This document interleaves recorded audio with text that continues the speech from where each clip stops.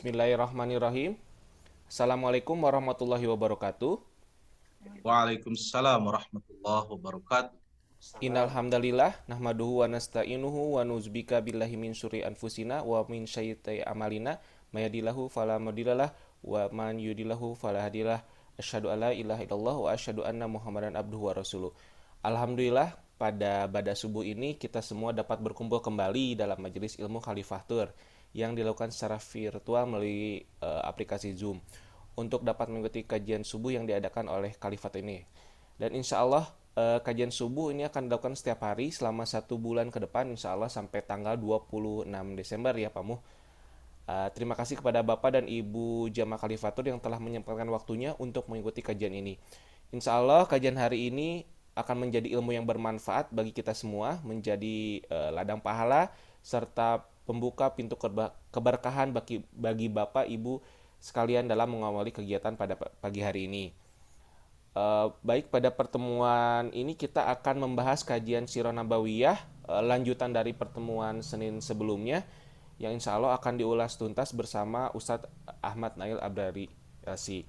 Insya Allah nanti setelah Ustadz memberikan materi sekitar 30 menit ya Ustadz ya, Yap, insyaallah. akan ada sesi tanya jawab. Kita akan ambil 2 atau 3 pertanyaan mengingat keterbatasan waktu.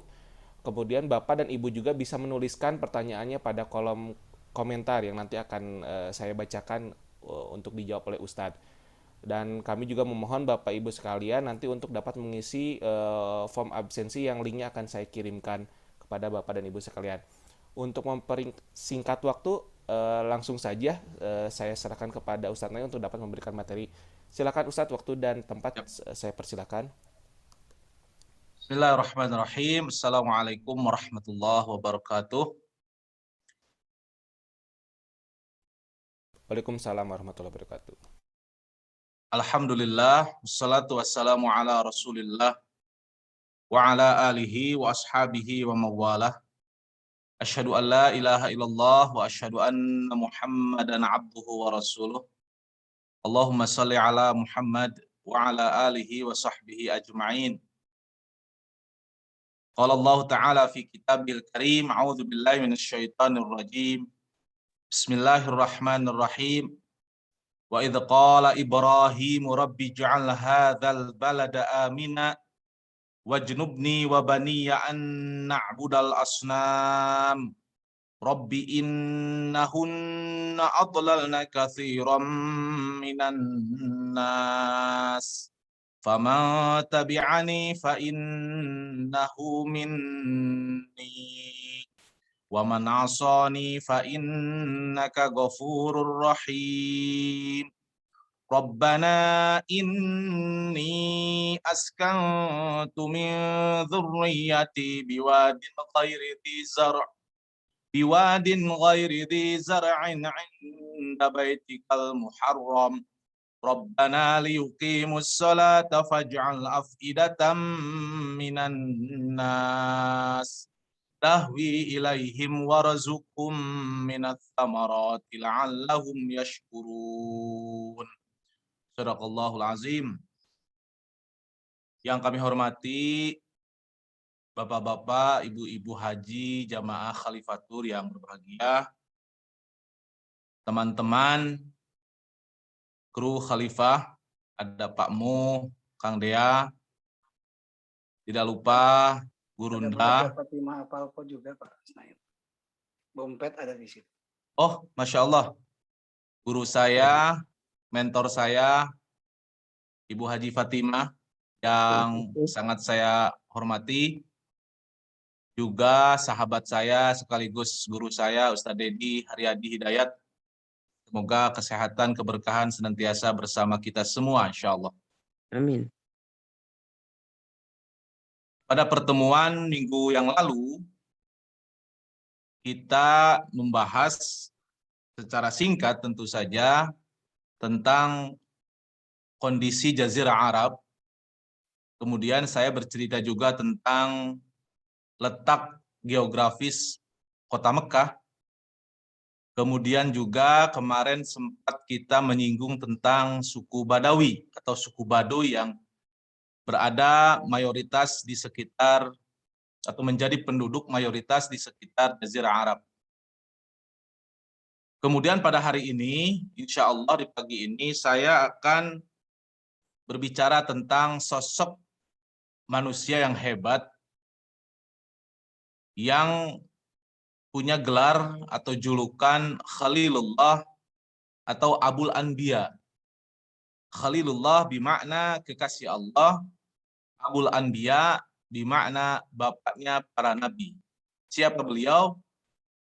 Tiada lain, tiada bukan, beliau adalah Nabi Ibrahim alaihissalam. Hadirin rahimakumullah, keberanian Nabi Ibrahim alaihissalam merupakan salah satu ciri yang sangat ketara ya. Muncul pertanyaan ya, kenapa nabi yang sering kita baca dalam setiap hari, minimal dalam waktu sholat, ya, ketika kita bersolawat, itu Nabi Ibrahim alaihissalam. Allahumma salli ala Muhammad wa ala ali Muhammad kama sallaita ala ali Ibrahim wa ali Ibrahim, dan seterusnya. Kenapa sih enggak nabi yang lain? Kenapa sih enggak orang yang lain setelah Nabi Muhammad SAW? Ini pertanyaan pernah kita diskusikan bersama teman-teman waktu kuliah dulu. Ternyata ada beberapa jawaban yang sangat masuk akal dan sangat logis. Salah satunya adalah bahwa Nabi Ibrahim alaihissalam memiliki keberanian, yang keberanian ini mengalahkan logika berpikir manusia secara umum. Kemudian yang kedua, Nabi Ibrahim ini memiliki kecerdasan yang luar biasa, dan kecerdasan ini ternyata bisa tunduk dan patuh ketika Nabi Ibrahim harus taat kepada Allah Subhanahu wa taala. Jadi Nabi Ibrahim itu cerdas, tapi ketika Allah menyuruh dia untuk melakukan sesuatu, maka kecerdasan itu kalah oleh ketaatan Nabi Ibrahim kepada Allah Subhanahu wa taala. Keberanian Nabi Ibrahim pun sama di atas level manusia biasa. Tentu saja dalam arti keberanian menuju ketaatan kepada Allah Subhanahu wa taala. Itulah sosok Nabi Ibrahim alaihissalam. Sahabat fillah, Nabi Ibrahim alaihissalam adalah salah satu nabi yang sangat berani menghadapi kaum yang sesat. Pada saat yang tepat, saat semua penduduk mengadakan pesta tahunan, Nabi Ibrahim alaihissalam mendatangi kuil dengan membawa kapak besar yang sangat tajam. Kita membuka memori kita yang sudah kita sering dengar dalam kisah-kisah para nabi, ya. Kita bawa untuk kembali mereview lagi sejarah tersebut. Di dalam kuil banyak sekali makanan untuk persembahan. Makanan itu masih utuh karena patung memang tidak bisa dimakan. Ya. Jadi patung itu terbuat dari makanan, Bapak dan Ibu ya. Nabi Ibrahim alaihissalam hanya tersenyum mengingat kebodohan penduduk negeri Babilonia. Sekarang bahasanya adalah negeri Irak. Beliau hanya tersenyum saja melihat kondisi masyarakat di sekitar Babilonia atau Irak. Kebodohannya itu semakin kuat, makin hari makin kuat. Lantas dengan tangkas Nabi Ibrahim alaihissalam merobohkan semua patung-patung di dalam kuil, kecuali satu patung yang paling besar. Sebelum pergi, Nabi Ibrahim alaihissalam meninggalkan tapaknya di pundak patung yang paling besar tersebut. Jadi disimpan, ya, disandarkan di pundak patung yang terbuat dari bahan makanan itu. Raja Namrud dan penduduk Babilonia sangat terkejut ketika mereka kembali dan melihat kuil tempat penyembahan mereka itu hancur. Siapa yang tidak marah, ya? Tempat ibadahnya, bangsa mereka hancur semuanya. Siapa yang telah menganiaya Tuhan-Tuhan kita? Teriak Raja Namrud dengan sangat marah. Siapapun dia harus diberi hukuman yang setimpal.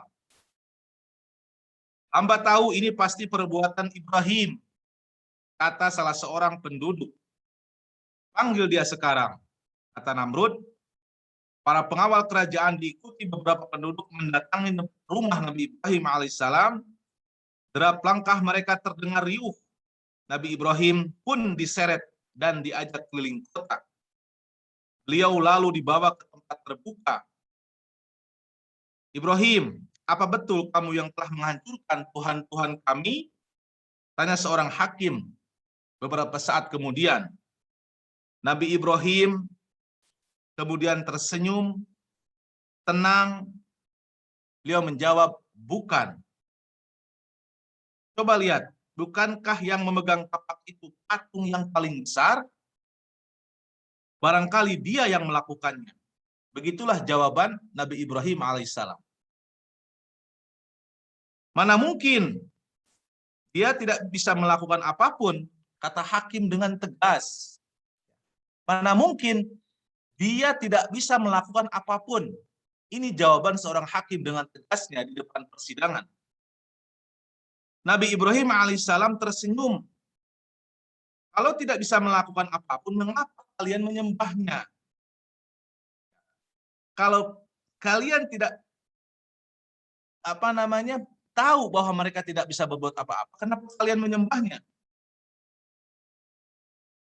Kemudian semua orang terpana, kagum mendengar jawaban Nabi Ibrahim alaihissalam yang begitu pelan, tetapi amat mendalam, efektif, efisien, tetapi memiliki kandungan jawaban yang sangat mendalam. Mengapa kalian menyembah sesuatu yang tidak mendatangkan kebaikan? Mengapa kalian tidak juga menyadari kesalahan kalian? Diam, bentak Raja Namrud. Tidak tahan mendengar kalimat Nabi Ibrahim alaihissalam. Prajurit, sekarang juga kumpulkan kayu bakar untuk membakar Ibrahim. Tidak berapa lama kayu pun terkumpul dan membentuk perapian yang siap membakar Nabi Ibrahim alaihissalam. Dalam literasi yang lain, itu kayu bakar itu Bapak dan Ibu dikumpulkan dari seluruh penjuru Babilonia. Jadi katanya kalau dikumpulkan dalam satu titik di alun-alun, ya di alun-alun kita, lapang bola besar begitu, dikelilingi lintasan untuk olahraga. Nah disitulah ya posisi Nabi Ibrahim itu letaknya ada di tengah kayu bakar yang seperti lapangan bola seperti itu. Begitu api berkobar, Nabi Ibrahim alaihissalam dilemparkan ke dalamnya, disaksikan hampir semua penduduk negeri Irak, negeri Babilonia. Pada saat itu pula Allah Subhanahu wa taala berfirman, "Ya nar, kuni bardan wassalam ala Ibrahim." Ini dalam surat Al-Anbiya ayat 69. Wahai api, jadilah engkau dingin, ya, dan berilah keselamatan untuk Ibrahim alaihissalam.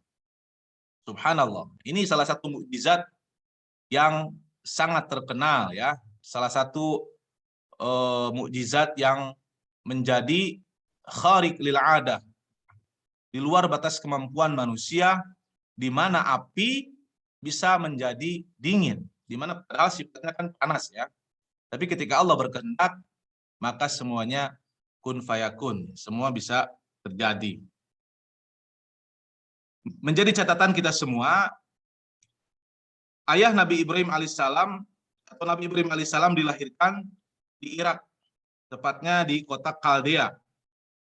Ayahnya adalah seorang tukang kayu pembuat patung. Patung-patung itu dijual kepada masyarakat untuk disembah. Ketika remaja, Ibrahim sangat heran melihat patung buatan ayahnya disembah oleh orang-orang. Ayahnya sangat marah ketika Ibrahim menanyakan hal itu sebab sang ayah khawatir patung-patungnya tidak laku akibat ulah Ibrahim. Jemaah khalifatur yang dirahmati Allah Subhanahu wa taala, kemudian kita lanjutkan tentang nenek moyang Rasulullah SAW, yakni Nabi Ibrahim alaihissalam. Allah Subhanahu wa taala tidak membiarkan Nabi Ibrahim teraniaya, maka api pun menjadi dingin dan Nabi Ibrahim pun diselamatkan oleh Allah Subhanahu wa taala. Api pun tidak dapat membakar tubuh Nabi Ibrahim, sehingga beliau dapat keluar dari dalam api dengan selamat. Kemudian bersama Sarah, istrinya, Nabi Ibrahim meninggalkan negerinya dan pergi ke Palestina. Dari Palestina, Nabi Ibrahim dan Sarah tiba di Mesir. Saat itu Mesir berada di bawah kekuasaan raja-raja Amalekit, Hiksos. Raja-raja Amalekit ini sangat menyukai wanita-wanita cantik. Saya kira semua raja ya. Ini fitrahnya raja atau fitrahnya laki-laki mungkin ya Pak Jimu. Senang atau suka dengan wanita-wanita cantik. Apalagi ini seorang raja seperti itu. Jika wanita cantik telah menikah, raja-raja Amalekit akan membunuh suaminya. Nauzubillah ya, ini raja yang sangat kejam ini. Sahabat fillah, Bunda Sarah adalah wanita yang sangat jelita. Melihat kecantikannya, raja berniat meminang Sarah menjadi istrinya. Apakah dia istrimu? Tanya raja kepada Nabi Ibrahim. Nabi Ibrahim mengetahui bahwa dia akan dibunuh jika mengaku bahwa Sarah adalah istrinya. Oleh karena itu, beliau berpura-pura memperlakukan Sarah sebagai adiknya. Setelah itu, sahabat fillah, ternyata raja tidak dapat mendekati Bunda Sarah, kakinya seolah-olah tertanam di tanah. Jadi mau mendekat Ibunda Sarah, raja itu tidak bisa, karena kakinya seolah-olah di beton ya, seolah kakinya itu ada magnet yang menempel pada kaki dan tanahnya seperti itu. Wanita ini pasti dilindungi oleh Tuhannya. Aku tidak dapat mengganggunya. Demikian pikir raja ya dengan ketakutan. Akhirnya raja melepaskan Nabi Ibrahim dan Bunda Sarah. Sebagai hadiah, raja memberikan seorang hamba wanita bernama Hajar kepada mereka berdua. Jadi begini kisahnya Siti Hajar itu ya Bu ya. Bapak dan Ibu, ini adalah hadiah yang diberikan oleh raja ya di Mesir atas ketakutan, saya kira atas ketakutan dia melihat sosok Nabi Ibrahim dan Bunda Sarah yang begitu kokoh, begitu kuat, sampai dia pun akhirnya tidak bisa berbuat apa-apa. Ya. Dalam anggapan dia, berarti dua sosok ini adalah dua manusia yang hebat. Makanya dikasihlah hadiahnya adalah salah seorang bunda hamba sahaya, yaitu Siti Hajar, yang kelak menjadi salah satu ibu dari Nabi Ismail alaihissalam. Kemudian, ibu bapak rahimakumullah, Nabi Ibrahim terus berdakwah. Namun beliau tidak juga diberi seorang anak untuk melanjutkan tugas dakwahnya. Padahal usianya sudah semakin lanjut. Melihat hal itu, Bunda Sarah meminta Nabi Ibrahim menikahi Siti Hajar. Ya, dalam sejarah kenabian Bapak dan Ibu ya, itu ada kalimat Nabi atau ibu istri Nabi, tapi tidak pakai Siti ya. Contoh Siti Sarah, Siti Hajar. Itu di kita, bahasa kita. Padahal kalau kita mengambil bahasa Arab, hampir tidak ada istilah Siti. Lalu apa itu Siti? Ya, beberapa referensi yang saya dapat, Siti itu singkatan dari Sayyidati. Ya, jadi orang kita ingin memuliakan istri-istri Nabi dan Rasul ya dengan panggilan tuanku Sarah gitu kan. Tuanku wanita Hajar dengan Sayyidah. Nah, disingkat jadi Sayyidati. Seperti itu. Kemudian ada cerita tentang Siti. Dulu, mohon maaf, ini saya langsung dengar cerita dari salah seorang mu'arrikh di Universitas King Abdul Aziz di kota Jeddah. Jadi dulu katanya Ahmad, dia bilang ke saya, 50 atau 80 tahun yang lalu, Arab Saudi tidak secanggih ini. Kekayaannya belum nampak, ya. Kekayaannya belum keluar karena modernisasi belum menemukan petrol, belum menemukan minyak yang terkandung di Jazirah Arab.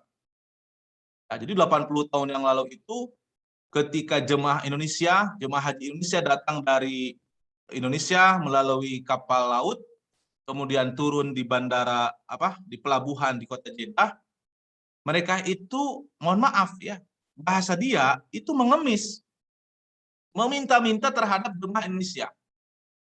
Jadi pada saat itu kita jumawa sekali kan, kita sangat jumawa, kita punya kekayaan ya, kemudian kita membawa hadiah, membawa oleh-oleh buat mereka yang ada di Arab, tepatnya di kota Jeddah. Mereka meminta-minta dengan istilah Siti, artinya Sayyidati, tuanku, ya begitu, Bunyai ataupun apa, Neng, kan seperti itu. Itu panggilan-panggilan sayang orang Arab terhadap orang kita. Karena waktu itu orang yang mau berhaji itu tidak seperti sekarang ya, harus ke ke maktab, kemudian ada muassasah, dikelola secara modern. Kalau sekarang, dulu itu harus ada musyrif, ya, datang beberapa kelompok, beberapa keluarga, nanti dibimbing oleh salah seorang musyrif pembina yang ada di Jeddah atau di Mekah, seperti itu. Nah, mereka sangat menunggu hadiah-hadiah yang datang dari kita. Baik, Bapak dan Ibu, kita lanjutkan. Ada catatan tambahan tentang Raja Namrud. Siapa Raja Namrud itu? Nabi Ibrahim dibakar atas perintah Raja Namrud. Namrud adalah raja yang menganggap dirinya Tuhan. Ya. Jadi, wa ana rabbukumul a'la, dalam Al-Quran surat Al-A'la itu tidak hanya berlaku untuk Fir'aun. Ternyata bagi Namrud juga, dia menganggap dirinya adalah Tuhan. Seperti itu. Allah kemudian membinasakan Namrud beserta pasukannya dengan serangan nyamuk. Hati-hati dengan nyamuk. Dan Ibu, kalau nyamuk satu aja kita merasa terganggu, gimana kalau serangan nyamuk? Artinya banyak kan nyamuknya. Raja yang mengaku kuat, hebat, dan mengaku dirinya Tuhan pun kalahnya dengan nyamuk. Demikian Allah menghinakan orang-orang yang sombong. Sahabat fillah, ibu-ibu dan bapak-bapak rahimakumullah, kita lanjutkan lagi tentang sejarah Nabi Ibrahim, di mana beliau adalah salah satu nenek moyangnya baginda Rasulullah Shallallahu Alaihi Wasallam.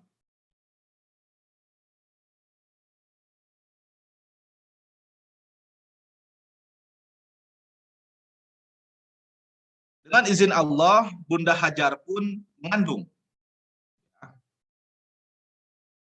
Tidak lama kemudian lahirlah bayi kecil yang diberi nama Ismail. Saya belum manggil Nabi karena waktu itu ceritanya masih kecil ya. Dengan dada yang dipenuhi kasih sayang dan rasa syukur mendalam atas karunia Allah, Nabi Ibrahim mendekap Ismail erat-erat.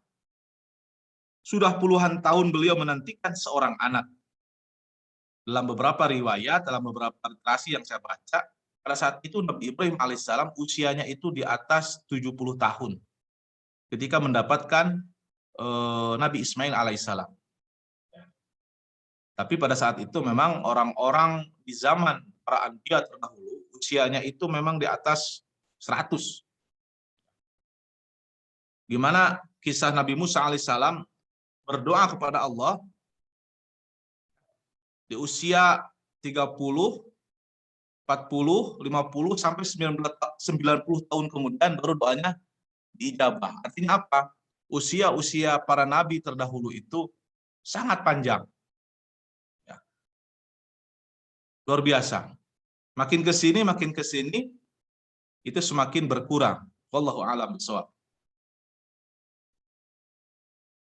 Mendekat erat-erat, ya, sudah puluhan tahun beliau menantikan seorang anak, dan kini pada usia senja anak yang didambakan lahir. Air mata sang nabi berlinang-linang menahan haru. Engkaulah belahan jiwaku, engkaulah penerus dakwahku kelak. Ini cita-cita seorang nabi yang luar biasa, Bapak dan Ibu ya. Tadi saya bacakan dalam muqaddimah, wa idh qala Ibrahim rabbi ja'al hadzal balada amina wajnubni wa baniya an na'budal asnam. rabbi innahunna adlalna katsiran minan nas fama tabi'ani fa innahu minni wa man 'asani fa innaka ghafurur rahim. Jadi hebatnya Nabi Ibrahim alaihissalam, Bapak dan Ibu, setiap beliau berdoa itu, beliau berdoa untuk semua. Berdoa untuk umat, berdoa untuk generasi yang akan datang. Jelas untuk anaknya itu jelas. Itu doa Nabi Ibrahim di depan Ka'bah, itu ada makam Ibrahim. Disitulah Nabi Ibrahim berdoa kepada Allah Subhanahu wa taala sampai jejak kaki beliau itu nampak, saking lamanya beliau duduk, saking lamanya beliau berdoa kepada Allah. Makanya disunatkan dalam beberapa hadis kalau berdoa ibu di masjid atau di rumah itu dalam satu titik dimatuhkan, ditetapkan posisinya. Kalau bisa, ibu bapak ke masjid misalnya khususnya bapak di saf pertama sebelah kiri, saf pertama sebelah kanan. Kalau bisa tidak berubah. Ini ada keterangan yang pernah saya baca itu sunnah. Ya. Jadi satu titik terus kita berdoa, satu titik kita memohon kepada Allah Subhanahu wa taala di tempat yang sama. Sebagaimana Nabi Ibrahim alaihissalam itu berdoa di depan Ka'bah, namanya makam Ibrahim. Seperti itu Bapak dan Ibu. Sejak itu hari-hari Nabi Ibrahim dipenuhi dengan tawa Ismail. Di sela-sela kesibukan berdakwah, beliau selalu menyempatkan diri untuk menggendong sang bayi. Bunda Sarah pun sangat menyayangi Ismail. Beliau sering membantu Bunda Hajar mengasuh sang bayi. Lihat Kanda, bisik Bunda Sarah sambil mendekap Ismail. Alangkah miripnya bayi lucu ini denganmu. Nabi Ibrahim tersenyum mendengar perkataan itu. Bunda Sarah pun membalas senyumnya. Namun sahabat fillah, Nabi Ibrahim adalah suami yang sangat lembut, sangat paham dengan istrinya. Beliau sangat merasakan kondisi psikologis Ibunda Sarah. Beliau tahu bahwa walaupun sangat menyayangi Ismail, sebenarnya Bunda Sarah sangat ingin memiliki putra yang lahir dari rahimnya sendiri, putra saleh yang akan melanjutkan dakwah mereka. Nabi Ibrahim menyadari betapa beratnya perasaan Bunda Sarah. Beliau sangat ingin meringankan beban itu. Karena itu dalam setiap kesempatan berdoa, Nabi Ibrahim dan Bunda Sarah meminta agar Allah berkenan menurunkan seorang lagi penerus dakwah dari rahim Bunda Sarah. Sahabat fillah, belum lagi doa itu terkabul, Allah yang Maha Penyayang menurunkan sebuah ujian yang sangat berat. Nabi Ibrahim diperintah untuk membawa Bunda Hajar dan bayinya pergi ke suatu tempat yang sangat jauh. Sebuah tempat sunyi yang tak berpenghuni di tengah gurun yang tandus dan gersang. Perpisahan ini terasa sangat berat di hati Bunda Hajar dan Sarah. Namun kehendak Allah ada di atas segalanya. Sahabat fillah, wa idz qala Ibrahim rabbi ij'al hadzal balada amina wajnubni wa baniya an na'budal asnam. Itu doa-doa Nabi Ibrahim luar biasa Bapak dan Ibu. Kemudian beliau diletakkan di padang tandus, ya, yang tidak ada tumbuhan, tidak ada sumber air yang luar biasa. Ya. Tapi ketaatan beliau mengalahkan keberanian beliau. Itu saya katakan di mukadimah tadi. Keberanian Nabi Ibrahim alaihissalam, kecerdasan Nabi Ibrahim alaihissalam ternyata pada akhirnya takluk atas kepatuhan, ketaatan Nabi Ibrahim pada Allah Subhanahu. Terakhir, catatan tambahan, akhirnya Allah Maha Penyayang mengabulkan doa Bunda Sarah. Pada usia yang sudah lanjut, Bunda Sarah mengandung. Kemudian lahirlah Nabi Ishak. Dari keturunan Nabi Ishak inilah kelak lahir Nabi Yakub, Nabi Yusuf, Nabi Ayub, Nabi Zulkifli, Nabi Syuaib, Yunus, Musa, Harun, Ilyasa, Daud, Sulaiman, Yahya, dan Isa. Sementara dari Nabi Ismail lahirlah Nabi Muhammad. Karena itu Nabi Ibrahim disebut Abul Anbiya. Catatan juga sangat penting Bapak dan Ibu. Waktu saya membimbing jemaah umroh ke Al-Aqsa, waktu itu kalau tidak salah bersama Ustaz Dedi, ya, 2015-2016 lah kurang lebih. Saya sempat ngobrol dengan salah seorang penduduk Yahudi di di Palestina secara de jure, de faktanya adalah di negara Israel. Saya bertanya karena dia bisa bahasa Arab, bahwa mereka dalam kitab Taurat itu memiliki anggapan bahwa anak yang mau disembelih atau dikurbankan itu bukan Nabi Ismail. Versi mereka yang mau disembelih itu adalah Nabi Ishak. Begitu Bapak dan Ibu. Kalau kita kan jelas ya, kita memiliki keimanan, keyakinan bahwa anak kecil yang mau disembelih oleh ayahnya Ibrahim itu adalah Nabi Ismail. Karena yang lahir duluan itu dari rahimnya Ibunda Hajar adalah Nabi Ismail. Kemudian setelah Nabi Ibrahim berdoa lagi, akhirnya diberi keturunan dari Bunda Sarah yang bernama Nabi Ishak. Versi mereka ya, bahwa yang mau disembelih itu adalah Nabi Ishak dalam kitab Taurat versi mereka. Kang Lea, kamu? Ya Ustadz. Ya, untuk pertemuan yang kedua, saya kira dicukupkan dulu ya. Baik Ustadz. 30 menit lebih sedikit. Mohon maaf apabila penyampaian dan materinya kurang menarik, karena ya seperti ini yang harus saya sampaikan tentang perjalanan Abul Anbiya Nabi Ibrahim alaihissalam. Silakan Kang Dea. Baik Ustadz, terima kasih atas penjelasannya. Barangkali kita masuk ke sesi tanya jawab aja Ustadz ya. Ada Boleh. pertanyaan ini dari Ibu Yuniarti. Barangkali juga nanti kalau ada yang bertanya bisa langsung unmute saja mungkin Ustadz ya, biar interaktif ya Ustadz. Boleh. Baik, ini ada dari Ibu Yuniarti. Assalamualaikum warahmatullahi wabarakatuh. Izin Waalaikumsalam. bertanya, Nabi Ibrahim memiliki kecerdasan yang luar biasa,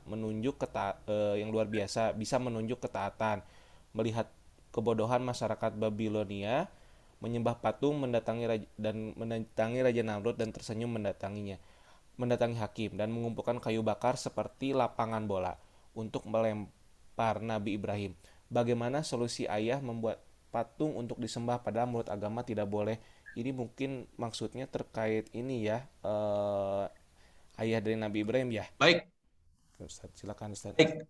Terima kasih Bu Haji Yuniarti yang senantiasa gabung ya. Mungkin saya yakin di setiap pemateri subuh ini beliau senantiasa Paling rajin Ustaz. Masya Allah. Barakallah Ibu Yuniarti, insya Allah ilmunya berkah ya. Yang bisa saya pahami dari semua kecerdasan yang dimiliki Nabi Ibrahim alaihissalam, kemudian keberanian beliau menghadapi ujian, bahkan ujiannya pun datangnya langsung dari ayahnya sendiri. Ya. Kemudian terakhir Ibu menyampaikan bagaimana solusi ayah membuat patung untuk disembah padahal menurut agama tidak boleh. Jadi sebetulnya muncul pertanyaan di kalangan para ulama sejarah, apa agama daripada ayahnya Nabi Ibrahim alaihissalam? Inilah ujian ya. Para ulama mu'arikh, ya, ulama sejarah itu pada saat itu hampir bersepakat bahwa ayahanda dari Nabi Ibrahim alaihissalam belum memeluk agama yang dibawa oleh anaknya Ibrahim alaihissalam. Maka dari itu setiap manusia itu memiliki ujian yang berbeda-beda. Ya. Ada ujiannya sisi ekonomi, dengan kemiskinannya itu ujian. Ada yang manusia itu diuji dengan kekayaannya. Ada yang diuji dengan tetangganya, dengan pasangan hidupnya, termasuk dengan orang tuanya. Nah, Nabi Ibrahim ini ujiannya adalah masyarakat sekitar, termasuk adalah ayahnya. Karena ayahnya sendiri itu yang dipercaya untuk membangun patung. Jelas patung dibuat itu tidak berdasarkan konsep agama yang dibawa Nabi Ibrahim alaihissalam. Makanya Nabi Ibrahim ya pelan-pelan ya beliau menyampaikan kepada ayahnya, kepada masyarakat, sampai akhirnya kepada titik yang paling nadir, beliau akhirnya harus memusnahkan semua patung-patung tersebut dan akhirnya dia harus melawan kemurkaan Raja Namrud dan masyarakat sekitarnya termasuk ayahnya sendiri seperti itu. Jelas dalam agama Islam membuat patung, nauzubillah, juga termasuk menyembahnya, itu jelas perbuatan syirik, perbuatan yang tidak akan diampuni oleh Allah Subhanahu wa taala. Seperti itu Bapak dan Ibu ya. Terima kasih Ibu Yuniarti. Baik Ustadz. Barangkali dari jamaah yang lainnya ada yang ingin disampaikan, bisa atau ditanyakan, bisa langsung di unmute saja. Bagi yang ingin bertanya. Terus juga Bapak Ibu Ya. sambil menunggu yang mau bertanya, Ya, silakan Ustadz. keimanan Nabi Ibrahim alaihissalam ini Masya Allah ya. Mungkin Bapak-Bapak ya, Ibu juga boleh tahu. Kapan sih sebenarnya perintah khitan? Perintah khitan kepada laki-laki itu pertama kali diperintahkan Allah. Ternyata dalam kajian sejarah, awal mulanya Allah Subhanahu wa taala memerintahkan setiap laki-laki untuk dikhitan. Itu bermula daripada Nabi Ibrahim alaihissalam. Dan pada saat itu usia beliau ada yang mengatakan 80 tahun, ada yang mengatakan 100 tahun. Kita ambil tengahnya saja. Usia Nabi Ibrahim pada saat usia 90 tahun mendapatkan perintah dari Allah untuk menjadi manusia pertama yang dikhitan alias disunat. Apa yang dilakukan Nabi Ibrahim alaihissalam? Sami'na wa ata'na. Karena itu adalah perintah dari Allah Subhanahu wa taala. Monggo Bapak dan Ibu silahkan. Kita Silakan. berdiskusi ya. Silakan Bapak Ibu kalau ada yang ingin mengajukan pertanyaan bisa langsung di unmute saja. Bisa langsung ditanyakan diskusi dengan Ustadz. Mau bertanya Pak Ustadz boleh? Mangga, Silakan, Bu mangga. Meti. Assalamualaikum warahmatullahi wabarakatuh. Waalaikumsalam warahmatullahi. Izin bertanya Pak Ustadz, kalau Mangga. itu yang dekat Masjidil Haram ada tapak jejak kaki Nabi Ibrahim itu ya Pak ya, gimana di situ kita harus sholat ya Pak ya? Ya. Apakah itu bekas? Tadi kan kalau Nabi Ibrahim itu sangat kuat ya berdoanya. Apakah jejak kaki itu teh bekas tapak kakinya beliau berdoa gitu. Jadi sakingku betul-betul berdoa sehingga berjejak itu apa gimana sejarahnya itu Pak? Saya belum begitu paham. Ya. Terima kasih. Terima kasih Bu Haji Syarifah. Tadi saya sedikit menyinggung bahwa Nabi Ibrahim itu orang yang sangat taat. Ya. Orang yang sangat yakin dengan Allah Subhanahu wa taala. Keputusan Allah itu adalah yang terbaik. Termasuk pembuktian ketaatan Nabi Ibrahim alaihissalam adalah ketika beliau berdoa. Ya. Ketika beliau berdoa, beliau tidak pernah mendoakan hanya untuk dirinya sendiri. Beliau doakan anaknya, cucunya, keturunannya, termasuk negara yang dia tinggali. Rabbi ja'al hadzal balada aminan wajnubni minas samarati la'allahum yashkurun. Doa Nabi Ibrahim termasuk menyangkut tentang kesejahteraan sebuah negara. Ya. Artinya apa? Nabi Ibrahim kalau berdoa itu tidak sebentar, terurusuhan, ya, tidak cepat-cepat. Beliau sisihkan waktu, beliau sempatkan waktu yang banyak untuk berdoa di depan Ka'bah, di depan Allah Subhanahu wa taala, sampai jejak Nabi Ibrahim ketika berdoa itu pun membekas. Ya, membekas dan nampak sekarang Bapak dan Ibu bisa melihat itu dimonumenkan dalam makom Ibrahim. Bukan makam, tapi makom. Lebih kepada jejak langkah, bekas, ya. Bagaimana Nabi Ibrahim ketika berdoa di depan Ka'bah, saking kuatnya, saking lamanya, saking khusyuknya, sampai si tanah liat pada saat itu, mungkin tanah liat ya, belum ada marmer, itu langsung Tapakan, betul, tapakan, dan itu dijadikan monumen sampai saat ini. Makanya disunatkan ya setelah kita bertawaf itu kita sholat 2 rakaat di belakang makam Ibrahim. Dan disunatkan pula ketika sedang bertawaf antara makam Ibrahim dengan Ka'bah, disunatkan seperti itu. Jadi insya Allah Ibu Haji Syarifah mudah-mudahan apa yang bisa. Bu Meti, Bu Haja Ustaz. Meti. Ya, Oh. Bu Meti, Ustaz. Ya, itu di itunya. Bu Haji Syarifah Bu dokter saya. Oh, siap. Iya. Ya, mohon maaf. Hatur nuhun Pak. Sami-sami Bu Haji, sami-sami. Dia ngartos sampai paham ya. Insya Allah. Nuhun jazakallahu khairan katsiran. Baik, terima kasih Bu Meti atas pertanyaannya. Alhamdulillah tadi sudah dijawab oleh Ustadz Nail. Barangkali itu pertanyaan terakhir Ustadz ya, mengingat waktu yang sudah terbatas. Baik. Ya, alhamdulillah terima kasih atas kajian yang telah Ustadz sampaikan. Semoga menjadi ilmu yang bermanfaat bagi kita dan kita juga tahu terkait sejarah para nabi dan rasul menjadi teladan bagi kita semua. Sebelum ditutup, ada yang akan disampaikan oleh Pak Mu. Silakan Pak Mu. Sudah ditutup lagi Kang Dia, masih banyak waktunya.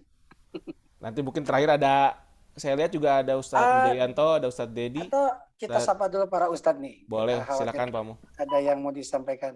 Ada Ustadz Wijayanto kan di Zoom ya? Ada, tadi saya lihat ada Ustadz Wijayanto, barangkali Ustadz Ustadz Wijayanto, Ustadz assalamualaikum. Dedi. Waalaikumsalam, udah cukup. Nanti Assalamualaikum Ustadz Wijayanto. Waalaikumsalam. Ada yang mau disampaikan cukup. Ustadz atau cukup? Cukup? Baik. Cukup Ustadz Dedi. saya cuman. Cukup Ustadz, insya Allah. Nah, terakhir nih kita sapa nih. Syukran Ustadz Assalamualaikum. Nail. Sami-sami. Siap. Ustadz Assalamualaikum Budi, Bunda Ustadz Dedi, Ampet. terima kasih Ustadz Dadan semuanya. Mohon maaf. Jadi kalau ngasih materi di depan guru-guru tercinta itu lumayan lumayan nervous Pak Dokter Dadan, Masya Allah. Ada Pak Dokter Dadan. Pak Dokter. Makanya saya dari tadi nggak mau buka partisipan karena jelas bakal ada di situ orang-orang hebat. Mohon maaf dengan segala keterbatasan Al-Fakir Nail Abu Abror. Kita sapa dulu Bunda Ampet, Bunda Haja Fatimah Apal Po. Assalamualaikum Bunda Ampet. Nampaknya Assalamualaikum Bu Empet. udah keluar Pak Mu tadi. Keluar ya? Ya disconnect kayaknya Bu Empet. Oh, Baik udah Kang nggak Dia. Kang Dia boleh ditampilkan yang mau iklan mana dulu nih? Mau informasi mana dulu? Haji. Terkait haji, sebentar Pak Mu ya. Haji, baik. Terkait haji yang waiting list. Baik, sebentar Pak Mu. Penting nih, saya harus menyampaikan kepada jamaah sekalian, Ibu dan Bapak, supaya informasinya lengkap terkait dengan banyak pertanyaan juga ke WhatsApp Japri ya. Nah memang, nah ini nih. Assalamualaikum warahmatullahi wabarakatuh. Alhamdulillahillazi binikmatihi tatimmus shalihat. Asyhadu an la ilaha illallah wahdahu la syarikalah wa asyhadu anna Muhammadan abduhu wa rasuluhu la nabiyya ba'da. Ibu bapak yang dimuliakan Allah Subhanahu wa taala, salam takzim buat para guru. Ada Ustadz Wijayanto, ada Ustadz Dedi, Ustadz Nail, Ustadz Dadan, dan Pak Rustam Sumarna selaku pemilik pimpinan dari Khalifatur. Mohon izin karena memang ini banyak yang japri terkait dengan pendaftaran haji reguler, ternyata lebih dominan ya. Banyak yang japri. Pertanyaannya simpel, berapa lama nunggu haji reguler? Nah, saya harus mengarahkan kepada para pengirim WhatsApp ini, kepada Ibu dan Bapak, bahwa memang inilah masa tunggu di haji reguler. Masa tunggu di haji reguler ini, subhanallah, ini luar biasa. Kita lihat di angka 21 itu untuk wilayah Jawa Barat, Bengkulu, dan Kepulauan Riau. Nah ini masa tunggu ini memang diakibatkan sejak tahun 2012, bank penerima setoran itu membuka layanan dana talangan.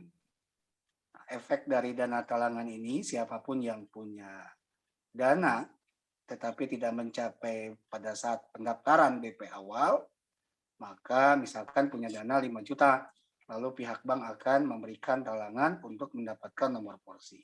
Sehingga animo masyarakat cukup tertarik dan memang sangat membludak ya. Tetapi pada saat di 2014-15 saya kemarin coba flashback ke belakang karena sangat waiting listnya ini sangat panjang sehingga banyak eksodus juga ke haji khusus. Dulu 2007 2008 di haji khusus itu pada saat daftar di tahun yang sama langsung berangkat di tahun yang sama. Tetapi 2009 2010 masih, nah 2012 2011 ini mulai bergeser nih 2 tahun 3 tahun. Nah puncak-puncaknya di 2014 itu banyak pergeseran dari haji reguler ke haji khusus. Kenapa begitu panjang antrian, Ibu Bapak yang dimuliakan Allah? Kota haji reguler ini kotanya provinsi. Provinsi nanti dibagi ke kota dan kabupaten. Contoh Jawa Barat, Kota Bandung itu kotanya hanya 2.700 jamaah. Ya diperebutkan dengan berapa jumlah muslim yang mendaftar haji sehingga antriannya cukup panjang. Salah satu solusinya tidak ada lain. Pendaftaran di haji khusus ini waiting listnya 6-7 tahun. Dan memang kotanya nasional. Ketika Ibu mendaftar di wilayah barat, misalkan di daerah Bengkulu, wilayah Sumatera, itu pasti antriannya akan sama, 6-7 tahun. Karena memang kotanya nasional. Ibu daftar di wilayah Papua, di Makassar, antriannya akan sama. Karena satu server di kota nasional yang sama. Sehingga pada saat di tahun keberangkatan, di haji khusus ini, ONH+, pemerintah, dalam hal ini Kementerian Agama, akan mengedarkan surat edaran dengan langsung keputusan dirjennya. Nomor porsi inilah yang berangkat. Nah, baru kami merekonsiliasi berapa jumlah jemaah yang akan berangkat di Biro Travel, khususnya di Khalifah. Sampai dengan tanggal 12 Desember, Kang Dea, kita punya program siapa yang mendaftar, insya Allah akan mendapatkan logam mulia. Nah ini Bu. Ya, silakan bawa pulang ketika Ibu Bapak menyerahkan berkas, lalu deposit 5.000 US dollar, lalu kami proses pendaftaran ke tingkat Kanwil Kemenag Jawa Barat. Setelah itu kami bawa berkas ke BPS, Bank Penerima Setoran, maka akan tercetak BPIH. Dari kemarin kita berbicara tentang BPIH. Ada yang bertanya, Mbak Mo, BPIH itu apa? Gitu ya. Mohon maaf sebelumnya, BPIH itu adalah biaya penerimaan ibadah haji. Di haji reguler juga sama. Cuma nanti ada biaya awal biaya penerimaan penyelenggaraan ibadah haji, namanya BPIH. Setelah BPIH tercetak inilah nanti Ibu Bapak akan mendapatkan gift dari Khalifah terkait dengan logam mulia.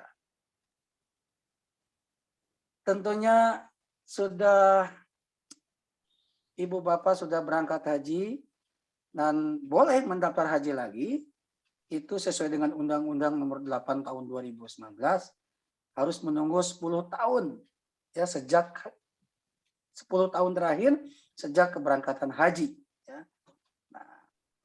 Tentunya info ini adalah untuk sanak saudara, kerabat, siapapun yang mau mendaftar haji boleh di atas usia 12 tahun. Masa tunggu haji khusus 6-7 tahun berarti di usia ke-18 tahun atau 19 tahun beliau yang mendaftar itu sudah punya hak untuk berangkat insya Allah. Nah bagaimana solusi bagi yang sudah berangkat, Ibu Bapak yang sudah haji? Nah ini nih, Kang Dea yang tadi ada gambarnya Ustadz Wijayanto. Ingin berangkat haji tahun ini, kenapa harus repot antri? Solusinya adalah dengan menggunakan haji non-kuota atau haji dengan menggunakan visa furoda. Visa furoda ini berangkat hajinya mendaftarnya mandiri. Daftarnya ke Biro Travel, ke Khalifah. Tentunya hanya beda sistem pendaftaran saja. Bapak Ibu cukup melampirkan fotokopi scan paspor, fotokopi KTP, jika berangkat suami istri, fotokopi scan buku nikah, lalu dilampirkan dengan kartu vaksin yang sudah Ibu dapatkan. Vaksinnya jenisnya apa. Setelah itu kami proses visa. Kalau visa approval, insya Allah Ibu akan berangkat di tahun yang sama. Ya, misalkan tahun 2022 mudah-mudahan Allah mengizinkan ada penyelenggaraan haji, pengiriman duta-duta calon jamaah haji ke Arab Saudi, maka ketika Ibu mendaftar di tahun 2022, insya Allah kalau visanya approve, insya Allah akan berangkat. Kapan Haji Puroda harus mendaftar, Pak Mo? Haji Puroda harus mendaftar 8 bulan sebelum keberangkatan, karena memang proses visanya cukup alot. Jadi kalau misalkan haji di tahun 2022 di bulan sekitar Agustus ya, maka Januari harus sudah dipersiapkan dengan deposit 10.500 US dollar. Nah, kemarin banyak yang bertanya berapa total biaya paket haji. Tentunya biaya paket haji setiap tahun akan berubah sesuai dengan fasilitas yang ada di Tanah Suci, khususnya di Mina. Khalifah Tour sejak tahun 2018 sudah menggunakan sudah menggunakan maktab di 112. Nah, Kang Dia boleh digambarkan nih kalau ada maktab di 112 seperti apa ya? Nah, ini Bu. Ini maktab 112 di Arafah. Sangat bagus banget. Iya, Bu. Ini maktab di Arafah. Jadi di Arafah ini ada 3 ruangan. Satu ruangan ini untuk khutbah Arafah dan memang bukan AC ya. Kalau kemarin Pak Rustam bilangnya apa saya lupa nih. Nah, ini kalau di Mina memang AC-nya kayak begini. Tapi di Mina juga sudah disiapkan salah satu fasilitas cara menyimpan tas cabin. Nah, sangat berbeda dengan di maktab 113, 114, 115 sampai 118. Nah, ini kondisi berada di Mina. Ini jamaah haji di tahun 2019. Wah, ini cukup nyaman ya. Setiap satu orang sudah dapat 1 bed dan memang lidah tendanya kalau di maktab lain itu lidah tenda biasa, tetapi di maktab 112 ini tendanya sangat representatif. Ini sudah pakai gipsum dan segala macam. Apalagi di Arafah. Di Arafah ini ada 3 ruangan. Maktab 112 ada khusus untuk jamaah laki-laki dan jamaah untuk perempuan. Terlebih lagi makanan di Arafah itu sangat privasi. Pakai buffet tersendiri, punya khalifah. Lalu dan yang sangat saya belum pernah mencoba nih di 112 karena kebagiannya selalu di 114 dulu ya. 2006 di kalau 2006 haji reguler, 2009 ini di 114. Nah, ini apa namanya? Kata Pak Rustam hampir tiap hari makanannya nasi mandi di 112 ini. Baik, ini sekilas perjalanan ibadah haji yang tahun 2018 ya. Iya. Dikawal sampai bandara. Mudah-mudahan Ibu Bapak yang jamaah haji 2018 mengingat kembali masa-masa kenangan indah ya. Hani 2018. Alhamdulillah Bu Hani. Damang Teh Hani. Ustaz Dedi. Kondisinya haji sekarang. Tuh itu koper Hani dibawain sama Ustaz Dedi. Kamu ada pertanyaan? Baik. Kamu? Mangga kalau ada pertanyaan seputar haji silakan Ini ada umum. Saya sebutkan ini ada pertanyaan dari jamaah. Kalau misalkan kita pernah haji dan boleh haji lagi 10 tahun, itu dihitung dari tanggal tahun berangkatnya Terakhir. atau tahun daftarnya?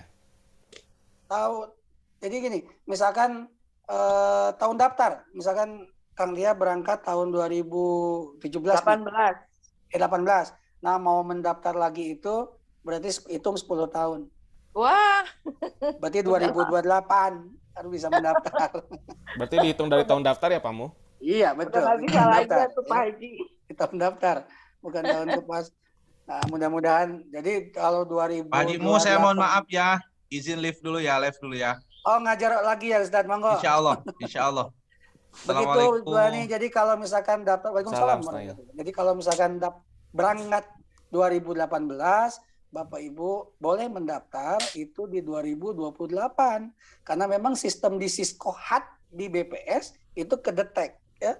Kecuali begini, di Jamaah Khalifah itu ada yang daftar 2016 apa 15 ya, 16 kalau tidak salah, belum berangkat nih, tapi daftar lagi saat menjelang keberangkatan dan itu tidak kedetek. Jadi dia punya 2 BPIH. Ya, ada tuh, saya lupa namanya. Jadi pada saat dia sudah daftar, dia sudah daftar. Lalu ngasih bocoran, berharap tidak terdetek. Iya, karena boleh kejadian, Pak. Pak, ini sudah daftar, mau daftar lagi, Kang Mo katanya, biar nggak nunggunya nggak lama. Boleh, ketika didaftarkan dia punya BPIH, dia berangkat, lalu 2-3 tahun kemudian dia berangkat lagi. Karena kedetek 10 tahun itu ketika dia sudah punya visa haji ternyata. Ya, karena visa hajinya ngeling dengan Kementerian Agama di Siskohat. Karena kan sistem hajinya itu otoritasnya Kementerian Agama Pusat, kita hanya dikasih user, admin, super adminnya itu di Kementerian Agama. Jadi pada saat jamaah itu di entry di Siskohat, karena belum berangkat, dia bisa daftar punya 2 BPIH. Begitu, ini kasih bocoran aja ya. Pak Mu, saya daftar 2017, mau daftar lagi, boleh. Ya, nggak apa-apa. Jadi, cuman khawatir, kalau memang rezekinya ada ya insya Allah silahkan. Jangan punya anggapan bahwa kasihan yang lain menunggu itunya kuotanya, orang lain nggak kebagian. Nah, kalau ditunggu-tunggu juga Bu ya, kalau daftar haji juga nanti makin lama waiting list. Demikian Pak Dea tentang haji. Kalau ada pertanyaan lagi tentang haji mangga ya, supaya ini kebanyakan mau bertanya tentang haji reguler. Mungkin bertanya di haji reguler yang memang waiting listnya cukup panjang, ingin beralih ke haji khusus, bagaimana nih? Bapak Ibu, sistem haji reguler dengan haji khusus itu berbeda. Ya, sangat berbeda. Jadi yang sudah daftar di haji reguler, bagaimana mau pindah ke haji khusus? 2 solusinya. 1, jangan dibatalkan di haji regulernya dan daftar ulang di haji khusus. Jadi punya 2 BPIH. Atau dibatalkan di haji reguler, dananya nanti masuk ke rekening tabungan ibu dan bapak. Nanti kalau sudah balik itu tidak akan lama kalau di haji reguler. Kurang lebih 1 bulan sudah bisa balik deposit yang 25 juta, baru nanti daftar ke haji khusus. Ya, itu boleh. Tidak bisa dipindahkan nomor porsinya. Nah, terkait haji khusus, bagi ibu bapak yang sudah mendaftar dan memang sudah katakanlah lansia, dan sudah katakan kemarin dibahas tentang haji badal maupun istitoah. Kalau sudah mendaftar lalu sudah tidak mapan untuk berangkat, bagaimana? Ada 2 sesuai dengan undang-undang haji yang bisa dialihkan nomor porsinya. 1 bagi orang yang meninggal. Itu porsinya bisa dialihkan ke ahli waris. Ahli waris di sini sesuai dengan undang-undang itu bisa ahli waris nasab, hubungan darah, atau mantu. Ya, atau mantu, itu boleh. Nah, yang kedua, selain yang meninggal, yang nomor porsi bisa dialihkan adalah sudah tidak istitoah. Secara finansial kuat, tetapi secara fisik sudah tidak bisa mumpuni untuk pergi ke tanah suci. Ini pun bisa dialihkan ke ahli waris. Dan ahli waris tidak harus mendaftar ulang. Bisa menggunakan nomor porsi ibu bapak yang tentunya sudah daftar. Ya. Saran saya sih jangan dibatalkan. Mangga Bu Hajiani. Hatur nuhun semuanya. Ustadz Dedi, nuhun Kang Dea. Assalamualaikum. Waalaikumsalam Bu Hajiani. Begitu Kang Dea. Jadi peralihan nomor porsi boleh nih. Ya, tidak harus dibatalkan. Sayang kalau dibatalkan lalu didaftarkan lagi, nanti waiting listnya makin jauh sekali. Saya misalkan daftar ada jamaah yang berangkat usianya sudah 70 karena waiting list cukup panjang. Nah, jangan dibatalkan Bu, dialihkan ke ahli warisnya, siapa cucunya atau ke putranya ya. Demikian Kang Dea. Kalau ada tambahan dari Pak Haji Rustam. Pak Rustam kebetulan sedang di dalam perjalanan Pak Mu. Oh gitu. Ya, sedang dalam perjalanan, jadi Siap. mendengarkan namun sedang tidak bisa untuk Ya, interaksi langsung. nanti Pak tolong dikoreksi kalau mau salah ya. Ya, Di baik. WhatsApp aja kalau ada yang salah Pak. Takutnya keceplosan. Ada lagi? Oke, ada yang mengacungkan tangan, Pak Prastianingsih. Prastianingsih, ya. Silakan, Bu. Assalamualaikum, Pak Mu. Waalaikumsalam warahmatullahi wabarakatuh. Bu Hajah sehat? Alhamdulillah sehat. Pak Mu, saya sebenarnya Bu Penny ya. Itu nama depan saya. Yang tadi Prastianingsih nama belakang. Oh iya, Pak Mu masih ingat nama saya. Bu Penny. Masih Bu, saya nggak akan lupa. Ibu masih di Prakansat ya? Di Parakan Arum. Parakan Arum ya? Masih? Iya betul, masih. Alhamdulillah. Alhamdulillah. Pak Mu, Bu, silakan. itu ada yang mau saya tanyakan. Kebetulan 3 anak saya itu dengan 2 sepupunya sudah mendaftar untuk ikut haji di Khalifa sudah lama. Mereka sudah dapat porsi untuk berangkat tahun 2022. Yang ingin saya tanyakan itu apakah ada penangguhan karena kemarin ada pandemi. Kemudian seandainya saya dan suami mau menyusul ikut barengan sama mereka, apakah bisa dengan sistem yang seperti tadi Pak Amuh ceritakan bahwa ada tuh yang bisa langsung misalnya pada tanpa menunggu gitu ya, tahun itu juga misalnya 8 bulan. Ya, begitu. Itu Ibu Pak Amuh atas yang nama saya siapa ya? tanyakan. Saya lagi ngecek manifest ini. Oh, nama anak-anak? Baik, gini. Jadi kalau di setiap tahun Kementerian Agama melalui Dirjen PHU itu selalu mengeluarkan surat edaran keputusan Dirjen PHU. Isinya tuh tentang juklak bagaimana penyelenggaraan haji di tahun berjalan. Tentunya diiringi dengan juknisnya seperti apa. Nah, bagaimana kalau ada yang sudah terdaftar di 4 atau 5 tahun ke belakang dan harus terdaftar dan memang berangkatnya di tahun 2022, bagaimana dengan keluarga yang lain jika ingin mendaftar, apakah bisa digabungkan? Nah, di Kep Dirjen ini selalu ada 3 program. 1, penggabungan untuk orang tua anak terpisah. Yang keduanya penggabungan suami istri terpisah. Yang ketiganya untuk lansia. Ya. Nah, kenapa ada program ini? Kita tahu bahwa BPS, Bank Penerima Setoran Haji itu kurang lebih ada 15 bank yang syariah dulu. Tapi sekarang sudah menjadi BSI, Kang Dea, semuanya. Ya. Ada BRI Syariah, BNI Syariah, Mandiri Syariah, kecuali Niaga Syariah masih belum masuk ya ke BSI.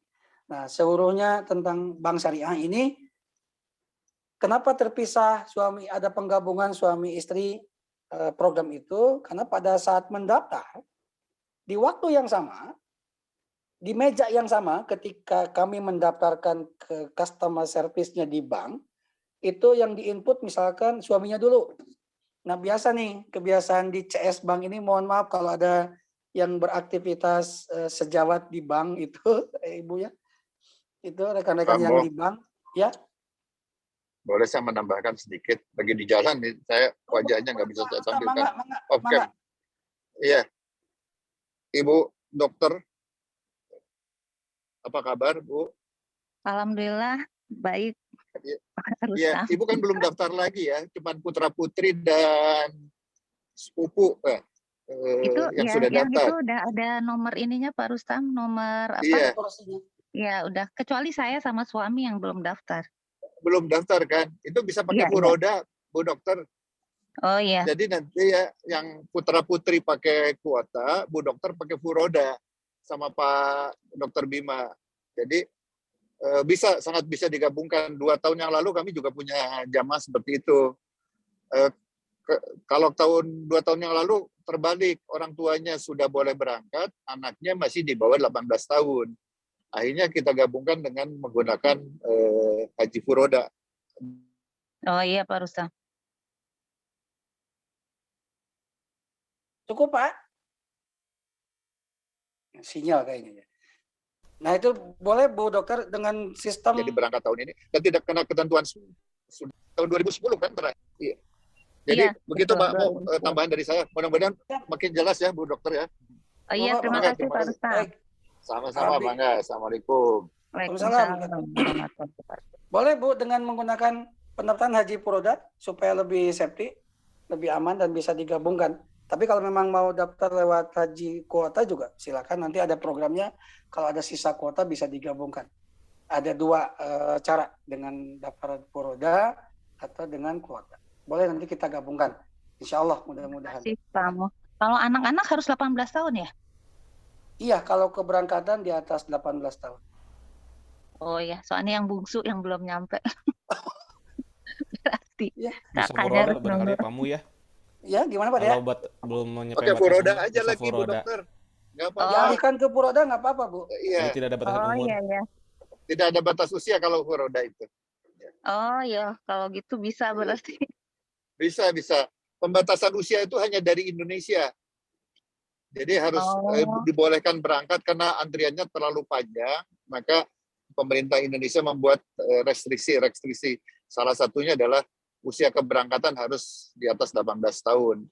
Tapi kalau di sananya nggak dipermasalahkan sama sekali. Oh iya, alhamdulillah.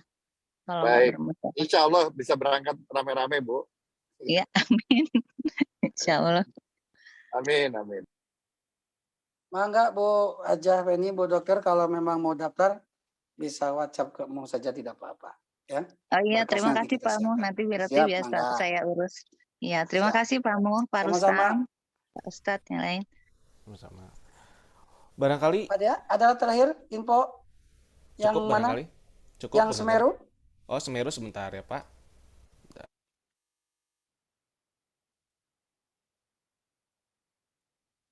Sebentar Pak Mu ya.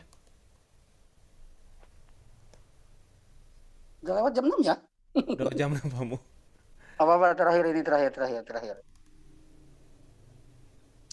Sebentar. Ini belum saya siapkan. Baik Ibu Bapak, ini mohon maaf melewati waktu yang sudah ditentukan, tapi mudah-mudahan info kaitannya dengan donasi untuk Semeru, lalu untuk pasca banjir bandang di Garut.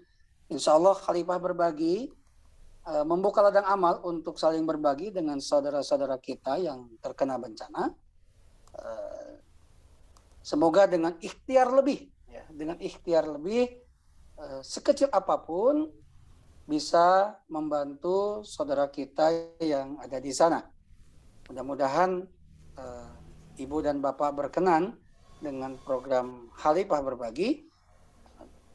Tadi pagi kami semalam koneksi dengan bagian terkait di Khalifah Berbagi, teman-teman. Untuk sementara, Kang Dia bisa rekeningnya yang seperti kajian subuh ya? Iya. Boleh. Nanti captionnya bisa dikirim di nanti grup. Info lebih lanjutnya akan diinfokan. Ya, info lebih lanjut akan disampaikan kepada Ibu dan Bapak. Insya Allah mudah-mudahan menjadi keberkahan buat kita semua, bisa membantu saudara-saudara kita, menjadi wasilah kedekatan kita kepada Allah, menjadi riyadoh agar kita bisa iba dengan orang lain. Terima kasih Kang Dea. Saya mohon maaf kalau penyampaian saya kurang berkenan. Ya, mudah-mudahan bisa menjadi solusi lah buat kita. Assalamualaikum warahmatullahi wabarakatuh. Waalaikumsalam warahmatullahi wabarakatuh. Terima kasih Pak Mu atas penjelasannya terkait produk dan haji khususnya, juga terkait program Khalifah Berbagi yang insya Allah akan kita mulai lagi ya Pak Mu untuk penggalangan dana bagi korban bencana erupsi Gunung Semeru. Insya Allah besok kita akan bertemu lagi di kajian subuh dengan Ustadz Dadan dengan tema kajian akhlak, membahas kitab ya Pak Mu ya, yang minggu kemarin sudah disampaikan oleh Ustadz Dadan. Insya Allah dimulai pukul 5, diharapkan Bapak dan Ibu juga dapat menghadiri kembali kajian besok subuh. Barangkali hanya itu saja, mengingat waktu juga sudah jam 6.15, mohon maaf sebelumnya. Mudah-mudahan ini menjadi ladang pahala bagi kita, menjadi pembuka pintu keberkahan kita dalam mengawali kegiatan di hari ini. Sehat selalu bagi Bapak dan Ibu semuanya. Saya tutup, sebelum tutup kita doa akhir majelis. Subhanakallahumma wa bihamdika asyhadu alla ilaha illa anta astaghfiruka wa atubu ilaik. Wabillahi taufiq wal hidayah. Wassalamualaikum warahmatullahi wabarakatuh. Waalaikumsalam.